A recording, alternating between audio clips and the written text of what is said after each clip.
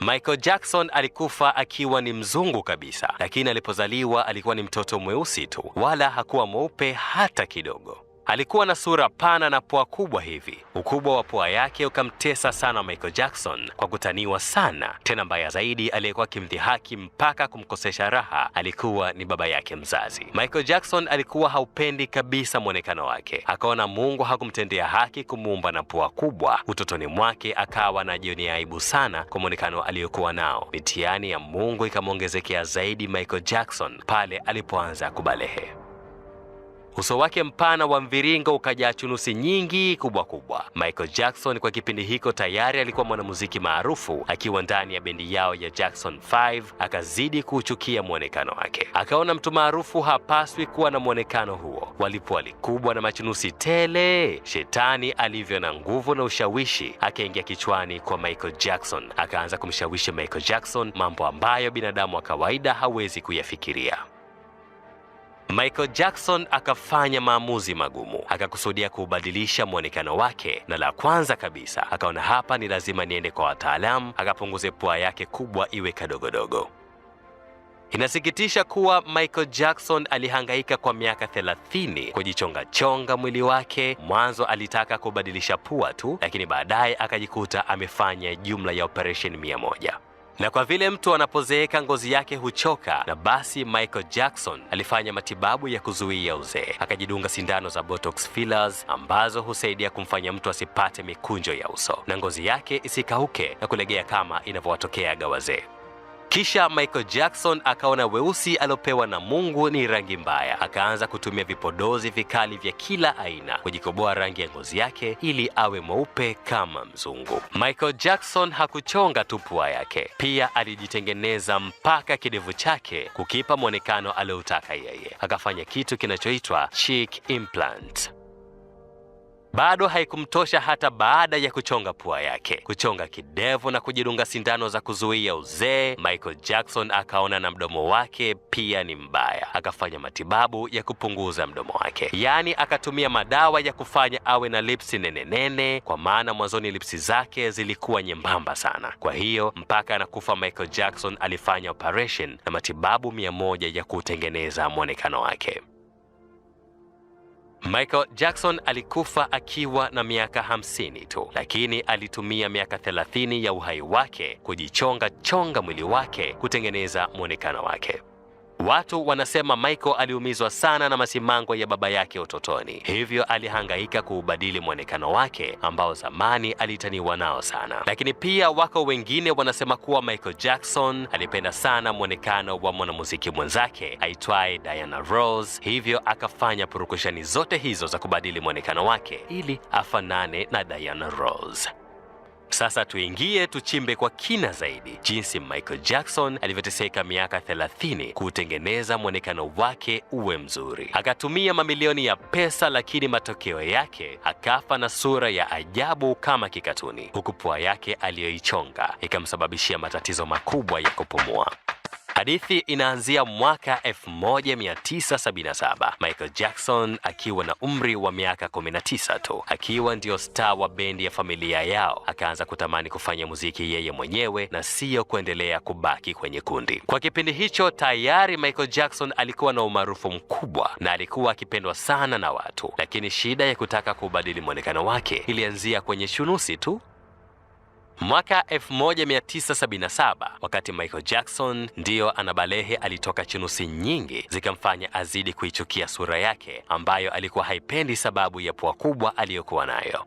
Kuna wakati Michael Jackson aliwahi kusema kuwa anaichukia sana sura yake mpaka mara nyingi akawa akikaa peke yake anajifungia ndani analia. Mwaka 1979 Michael Jackson akafanya maamuzi magumu. Akamfuata dada yake akamwambia, "Latoya, hii pua yangu kubwa sana, sasa nataka nikaichonge niinyoshe." Yaani kama vijana wa siku hizi wanavyomfuata fundi Juma kwenda kuvibana viswari vyao, basi ndiyo Michael Jackson akawafuata mafundi wa kubana pua yake. Kabla ya kuchonga pua yake, Michael Jackson aliogopa sana maumivu na hakuwa na uhakika mwonekano wake utakuwaje. Hivyo alimbembeleza dada yake aitwaye Latoya amtoe chambo akachonge kwanza yeye pua. Kisha kama Latoya atapendeza na maumivu yake siyo makali, basi yeye Michael Jackson ndiyo atachonga pua yake. Kweli Latoya akakubali kuwa chambo, akawa wa kwanza kuchonga pua yake. Na Michael Jackson alipoona kwa dada yake imewezekana, basi na yeye ndiyo akaona sasa anaweza kufanya. Michael akaenda kisirisiri kuchonga pua yake, na mwaka 1980 Michael Jackson akajitokeza mbele za watu na wakamshangaa kwa muonekano mpya. Pua yake ikawa imepungua.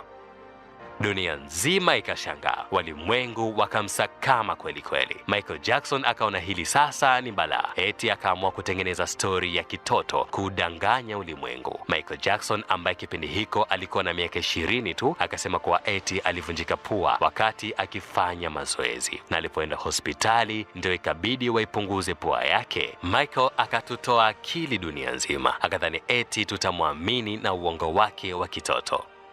Safari moja huanzisha nyingine. Baada ya kuchonga pua kwa mara ya kwanza, Michael Jackson akaanza kupata tatizo la kushindwa kupumua. Maisha yakawa magumu. Uhensam akaupata, lakini uhai unataka kumkimbia. Ikamlazimu Michael Jackson kurudi tena hospitali kurekebisha pua yake ilivyochonga vibaya mara ya kwanza. Dr. Stephen Hofflin akamfanyia Michael Jackson operation ya pili ya kuichonga pua yake mfalme wa pop. Michael Jackson sasa baada ya kuchonga pua yake akaanza kuutamani na uzungu. Mwaka 1983, kipindi hiko albamu yake ya Thriller ndiyo ilikuwa inaisumbua dunia. Michael Jackson akaanza kujaza nywele zake dawa, akatia kalikiti nywele zake ambazo zilikuwa afro, sasa zikamwagika mgongoni. Akaanza kujitupia makeup na kupaka madawa ya kubadilisha rangi ya ngozi yake, akitaka kujipa mng'ao. Tukashangaa ghafla kama vile maji yalivyombadilisha Ray Kigosi. Basi na Michael Jackson naye akaanza kubadilika rangi, akawa anazidi kutamani kuipunguza pua yake. Mara kwa mara ikawa inaanza kuonekana ikibadilika na kuzidi kuchongeka. Mwaka uliofuata Michael Jackson akaamua kufanya tena operation ya tatu, akazidi kuipunguza tena pua yake kuwa ndogo. Kisha akachoma sindano na kufanya matibabu ya kuongeza kidevu kiwe kikubwa, na kisha wakakichonga kukifanya kibonyee katikati. Yaani kilichokuwa akilini mwa Michael Jackson wakati huo alikuwa anakijua mwenyewe. Na kama ulikuwa unaijua vizuri sura ya Michael Jackson alipokuwa mdogo, utagundua macho yake yalikuwa ya kawaida, lakini huku baadaye ukubwani macho yake yakazidi kuwa makubwa. Ukweli ni kwamba Michael Jackson alifanya operation pia ya kuzivuta juu nyama za juu ya macho yake, na kwa hivyo sasa akawa na macho makubwa. Michael Jackson alilitamani jicho kama la Ray. Mwaka 1991, Michael Jackson akiwa na umri wa miaka 33, akawa amebadilika sana mwonekano wake. Akawa na aibu sasa hata ya kujitokeza mbele za watu. Michael Jackson akawa anaishi maisha ya kujificha na ya kukwepa watu, lakini bado hakukoma. Akarudi tena hospitali kufanya operation ya 4 na nyingine ya 5 ya kuchonga pua yake. Baada ya kufanya operation ya 5, sasa pua yake ikawa na mwonekano wa ajabu wa pembe tatu. Ikawa imechongoka kama msumari, hata pua za wazungu wenyewe hazijachongoka kama ilivyokuwa imechongoka pua ya Michael Jackson. Mwaka 1992 ilipigwa picha maarufu ya Michael Jackson akiwa amevaa maski nyeupe ikiwa imefunika pua na mdomo wake. Hapo alikuwa akijificha watu wasione mwonekano wa pua yake mpya, ilikuwa na ncha kali kama ya mwiba. Mwanzoni mwa miaka ya 90 hivi, Michael Jackson akaanza kuonekana kuwa na weupe wa ajabu kama mzungu. Watu wakazidi kushangaa, wakasema Michael amechonga pua, amefanya operation ya kuongeza ukubwa wa macho na kidevu, na bado haijatosha, anajibadilisha rangi na kuwa mzungu kabisa. Alipoulizwa, Michael Jackson akajitetea kwa kudai kuwa anaumwa ugonjwa wa vitiligo. Ugonjwa wa vitiligo ni ule ambao huwafanya watu ngozi zao zibadilike rangi na kuwa nyeupe, wanakuwa kama wameungua moto hivi. Basi Michael Jackson naye anadai alikuwa na shida ya ugonjwa huo wa kubabuka ngozi uitwao vitiligo. Hivyo akaona kuwa akianza kubabuka ngozi na kuwa na mabaka ndio mwonekano wake wa kistaa utapotea kabisa, na akaamua kuwahi kujitandika mkorogo ili awe mweupe mwili mzima. Ilipofika mwaka 1995, Michael Jackson akiwa na umri wa miaka 37, Michael akawa amebadilika rangi kabisa na kuwa mweupe kuliko hata mzungu.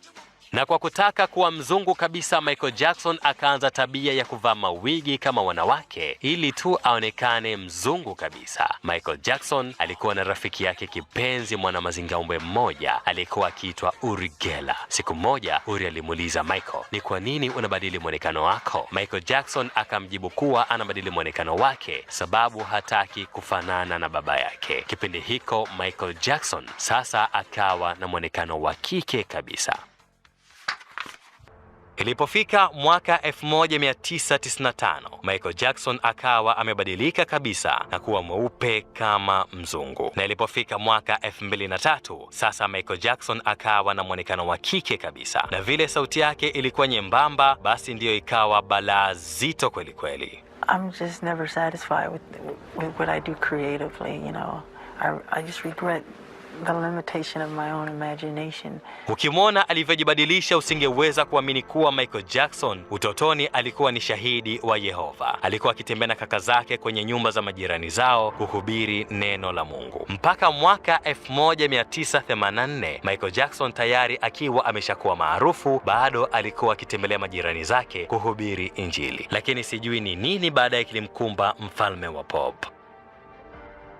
Operation za kubadili mwonekano zilikuwa zinamsababishia matatizo mengi Michael Jackson. Kuna wakati pua yake ilikuwa inamuuma sana na anashindwa kupumua, na wakati fulani kuna majimaji yalikuwa yanavuja ndani ya pua yake, yani bila ya kukata, kiasi kwamba ikapelekea Michael Jackson akaanza kuvaa tepu puani, yani ilimbidi kuiwekea koki pua yake kama bomba la maji vile, vinginevyo ilikuwa anavuja uchafu tu.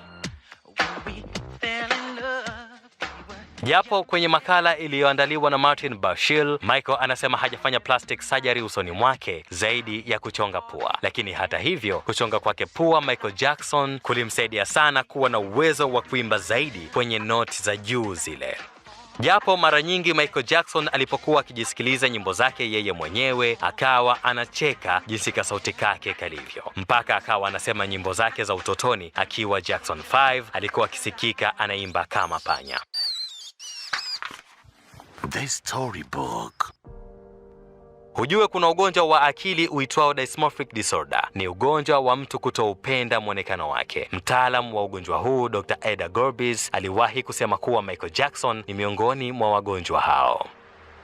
Michael Jackson alifanya operesheni nyingi za kujibadilisha kiasi kwamba mpaka kifo kinamkuta sura yake ilibadilika mwonekano zaidi ya mara 10. Mwaka 1984 Michael Jackson aliwahi kupata ajali ya kuungua kichwani. Usilolijua ni kwamba wengi wanaamini kuwa moto ulimwacha na kipara, na ndiyo ikawa sababu mojawapo ya kumfanya azidi kuvaa mawigi.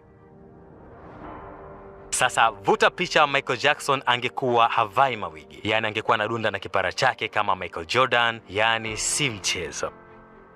Maisha ya Michael Jackson yalikuwa ya kitofauti sana na mbilinge nyingi. Michael Jackson aliwashangaza wengi jinsi alivyokuwa na mahaba makubwa kwa wanyama kiasi cha kustaajabisha. Mfano, Michael Jackson alikuwa akiishi na sokwe aliyekuwa akiitwa Bubbles. Akawaambia watoto wake wawili kuwa huyo sokwe wamheshimu kama kaka yao. Hiyo ilikuwa ni mwaka 1986. Kipindi hiko huyu sokwe alikuwa na umri wa miaka 3. Basi akamfanya ni mtoto wake wa kufikia, yani akamdekeza kweli kweli. Na ikafika kipindi Michael Jackson akaandika usia, akawaambia watoto wake siku atakapokufa anataka watoto waendelee kumtunza sokwe huyo vizuri. Basi sokwe Bubbles alikula bata na Michael Jackson mpaka watoto wake wakawa wanaona wivu. Hata kwenye red carpets Michael Jackson alienda na sokwe huyo.